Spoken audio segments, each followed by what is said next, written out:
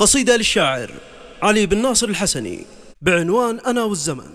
الهندسة الصوتية خالد الجهراني، أداء محمد عبد الله الحداد. لغير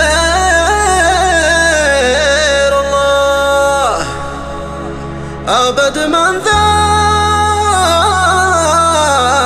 راسي،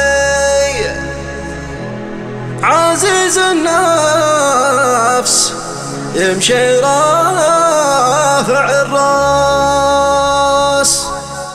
لغير الله أبد من ذل راسي، عزيز النفس يمشي رافع الراس. لغير الله أبد من ذل راسي، عزيز النفس يمشي رافع الراس. جابناه في السماء والساس راسي، ما ترى به لضيمه همه الناس. ومهما واجهتني من مآسي، قوي العزم لي شده ولباس. فلا غادر الزمن يثني حماسي، ولا عمري عرفت الخوف والياس. لغير الله أبد من ذل راسي، عزيز النفس يمشي رافع الراس. ما كان يا زمن كالصخر قاسي، ومثل الحد شامخ ثابت الساس. رقيق القلب عنده لي وناسي، ومهما يجرحوني قلت لا باس. فهم درعي وهم سيفي وفاسي، وحل صدقهم فرسان أحماس. وهم ذخري وهم ركني الأساسي، وبعد الله هم روحي والأنفاس. لغير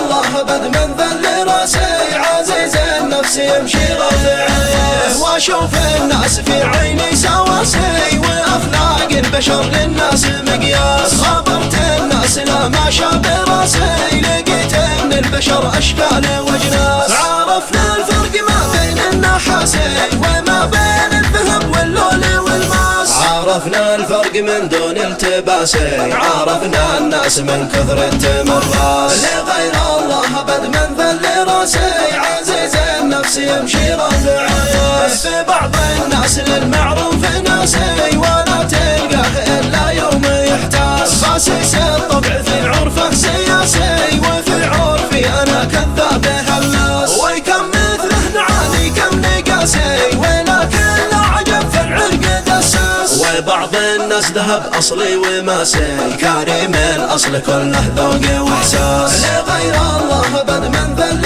راسي، عزيز النفس يمشي رافع الراس. قضى عمره وهو غيره يواسي، ناظف القلب للأخلاق نبراس. وكل له مقامه له مقاسي، ولا من قد سبح في البحر غطاس. وهذه قصتي من هم براسي، ناقشنا حرفها في وسط كراس. صلاة الله تغشى تاج راسي، رسول الله طه سيد الناس. أتى بقعة وفيها الظلم راسي، في طهرها من الأوغاد الأنجاس. لغير الله أبد من ذل راسي، عزيز النفس يمشي رافع الراس.